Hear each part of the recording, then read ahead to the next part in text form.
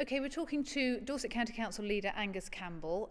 Today we have set a budget at the County Council for 2011-12.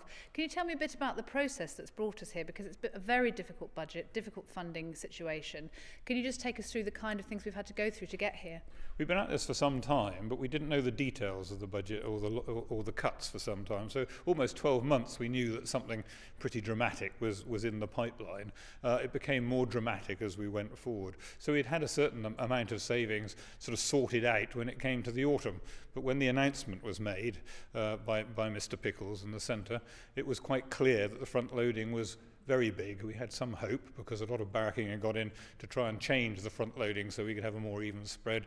That didn't get us anywhere, and so the front loading was high. We then had to have a series of very rapid meetings to drive out the possibility of other cuts in the first year.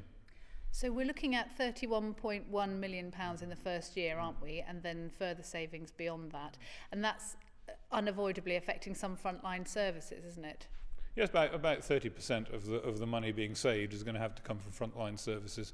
It would have been different if we were able to bridge and have a business case, or if the funding cuts have been spread over 4 years instead of heavily front-loaded. But because they are front-loaded, we can't avoid going into, and it's very regrettable, into frontline services.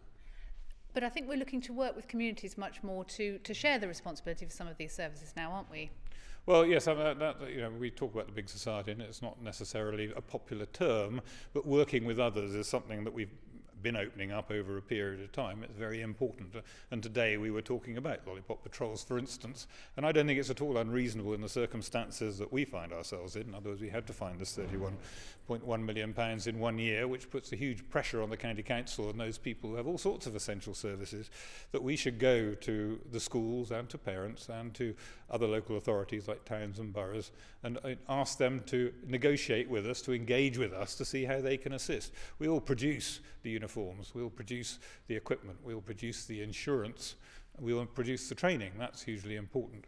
But we actually do need engagement from others, and I don't think it's unreasonable to ask for that.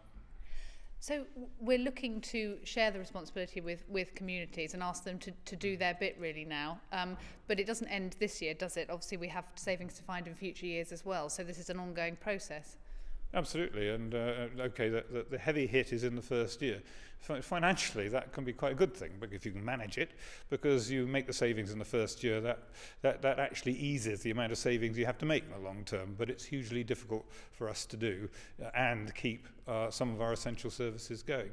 Given more time, and we're going to have to use that time anyway, the vision has to be to an awful lot more partnership working across the districts and boroughs and across the unitaries. We've got the MAA, the LEP, as a possibility coming forward. All our neighbours we're going to have to work with and share the work that we do, and I think the taxpayers would expect us to do that, but it's not something you can do quite as quickly as that. What this does do, of course, is focus people's minds, it hasn't always been easy, that actually we all have to work together in order to get the right result. And I think that's positive. So you can get a positive out of something that's basically negative. Nobody wanted to be having to do some of the things we're doing, but there is an opportunity here which we must grasp. So really, do the public need to sort of change their expectations a little bit about what councils will provide now, and actually that's shifting a little bit now towards other responsibility? I think it is very healthy, and I know places in Dorset and different areas in Dorset where this is already happening. You give people a say in what they're doing, they see the possibilities of a community actually getting what it wants out of things, then they will rise to the challenge. It takes a bit of time for people to understand. Normally when they're engaging with authorities traditionally, they will assume you're going to tell them what to do, and they're going to tell you why they don't like it. And and that is changing. It's changing in various parts in Dorset already, and we need to evolve that as an idea. A community is much happier when it's fully engaged and understands what's going on, and I think perhaps for too long these organisations have been separated. Okay, we're talking to Councillor Hilary Cox, who is the Member for Community Services and Deputy Leader of the Council. Hilary, could you just tell us a little bit about the debate today around libraries in particular? Well, today's debate showed very clearly how interested a lot of people are in the library service in Dorset. The petitions were from the supporters of Littlemore Library, in particular in Weymouth, and also from Ad Lib, which is a pan-Dorset group of library supporters. And the thrust of their argument is that they don't want us to stop the funding from April 2012 to those libraries that are 20 smallest libraries with the smallest number of members and the lowest usage. Now, we've been looking at how we can configure the library service within the budget that has been set for this authority, and we've been looking very carefully for the last 12 months nearly about how we can take the library service forward in a sustainable way. Mention has been made of the fact that we looked at the library service 4 or 5 years ago, and here we are again having to look at another reduction in the budget. Now, I'm hoping that if we can do it properly this time, we can go forward in a way that the library service in Dorset can be improved within a reduced budget. Now, that means placing a lot of emphasis on community use of those library buildings. And part of the offer that we are giving people is take your library, run it within the community, extend its use it for lots of other things. Some of the buildings are only open for less than 20 hours a week, so that means they're standing empty for the rest of the time.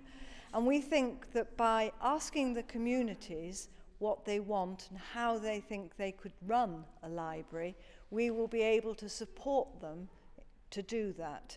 And that is not just now, but into the future. That's not just the offer that we're giving to people. We want to continue with the mobile service that already serves a lot of the very small villages in the rural areas. This can be extended and improved so that people do have access. By running the mobiles and the 14 main libraries, we know we can cover 84% of the current issues that are being, and people who are using the Dorset Library Service. But I think we can go further than that. We're very aware of our statutory duty to provide a comprehensive service, and I'm sure that by reconfiguring and continuing to run a good service, we should be able to hit over 90% of our population.